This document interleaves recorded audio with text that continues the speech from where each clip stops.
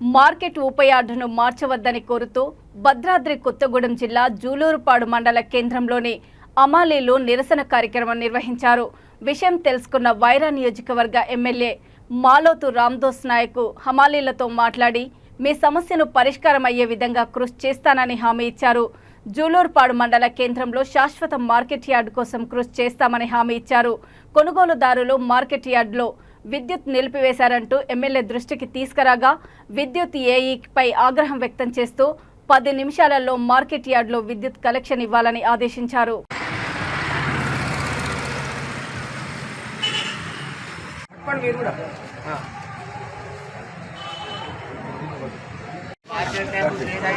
మాకు market yard ఇప్పుడు వచ్చారు ఎమ్మెల్యే గారు మార్కెట్ కంపల్సరీ చేస్తానని మాట ఇచ్చారు.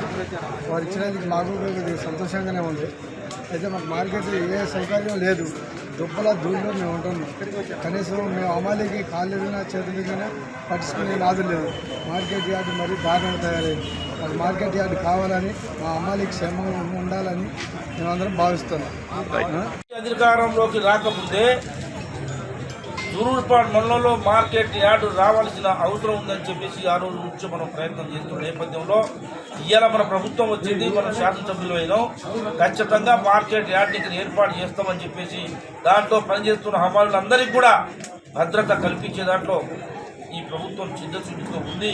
స్థానిక కాంగ్రెస్ పార్టీ నాయకత్వం శాసనసభ్యుడిగా నేను వాళ్ళకి అండగా ఉంటామని చెప్పేసి మనస్ఫూర్తిగా హామీ ఇస్తున్నాం.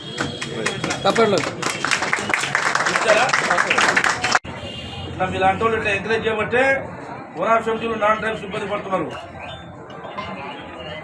అదే మన నాయకు అంటావు, 100 మంది నాయకులు వస్తారు, నువ్వు సిస్టానికి యాంటీ అట్ట పోతావు. 100 మంది నాయకులు వస్తారు బాబు, సిస్టానికి యాంటీ అట్ట పోతావు నువ్వు. ఇప్పుడు జూలూరుపాడు మండలంలో ఉద్యోగం చేసే నాన్ ట్రైబ్స్ అంతా రాజీనామా చేయాలి ఇప్పుడు నువ్వు చెప్పిన పద్ధతిలో. 10 నిమిషాల్లో కరెంట్ ఇచ్చేసే వాళ్ళకి ఇద్దరు మాట్లాడతా నేను. 10 నిమిషాల ముందు కరెంట్ ఇచ్చేయి, ఓకేనా?